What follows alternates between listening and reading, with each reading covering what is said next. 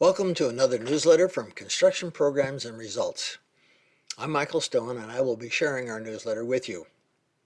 Hunting season and the holidays are coming at us fast. Are you ready for them?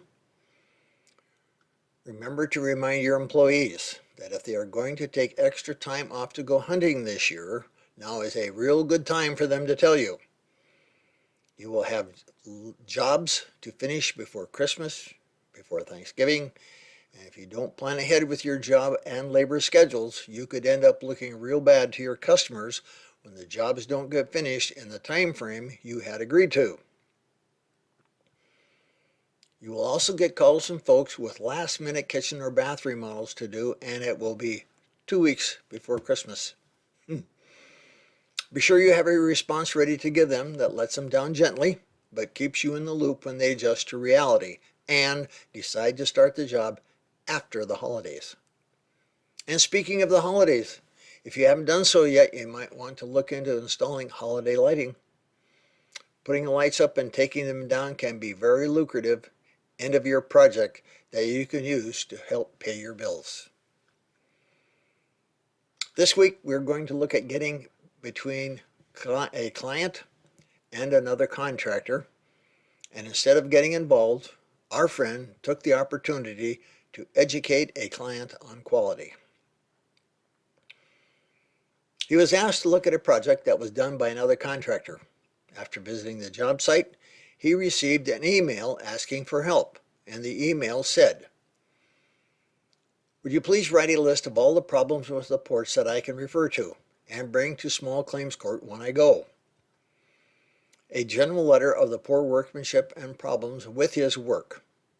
I want you to do the interior and John Doe the exterior as we have spoken about. I want to do a contract soon and have the work scheduled for beginning or mid-April. I will be bringing a lot of photos, but I would like an overall description such as unacceptable aluminum work which was bent, wrapped, and folded wrong, siding issues, the pieces falling off the corners, strip, etc., aluminum metal on windows, that is a problem, parts coming off the interior because he didn't use any screws, overall problems with certain parts of his PVC work stopping short, not long enough in length to end where it should, some screens sagging with paint on them, floor not painted, the cut across new PVC skirt, and a very vague contract. I can send you some photos to remind you. It would really be helpful." That's the end of this note.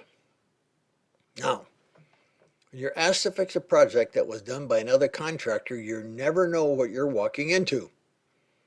Maybe the other contractor was the lowest bid, and that's why the work needs to be fixed. Maybe the home or building owner has unrealistic expectations. Did you notice the promise that he'll be hired after the issue is resolved? Let me rephrase that. Do me a favor today and I'll hire you tomorrow. Right. Money aside, this is a sticky situation. He's being asked to join a fight between another contractor and a homeowner, and the primary issue is workmanship. Our friend handled it well with this response, and I quote, "The problem is your contractor didn't necessarily do anything wrong, as the contract was very vague, and from what I saw, I wouldn't say the quality of workmanship was up to my standards, but it wasn't necessarily done wrong, for the most part. It really is typical construction. Not that I would call it good, but it's typical." The quality of workmanship is subjective, as, again, the contract is extremely vague. Also, the combination of vinyl siding and aluminum cladding is not going to give you the traditional look of quality that wood and some other materials can give. Vinyl expands and contracts. It's flimsy and has a plastic look and feel. Aluminum gets wavy. Nail heads are hard to hide, and unfortunately, caulk becomes a lot of builders' best friend when trying to finish off details, seams, etc. Of course, there are better and worse ways to work with aluminum and vinyl, but the amount of quality is usually reflected in the price. Your contractor probably priced the job to do a quick, easy, and typical installation. Again, I see this all the time. As bad as it might look, I don't know that it violates any building codes or that he necessarily did anything wrong. I'm sure he did a poor job flashing some areas, as most contractors do. But being that you don't have any water problems yet, his flashing, though likely not textbook, may be good enough. As far as I know, the work he did is reasonable per the project price and conversations you had with him, in which case it's his word against yours. Did you show him pictures of a style, overall or detailed, that you wanted him to replicate?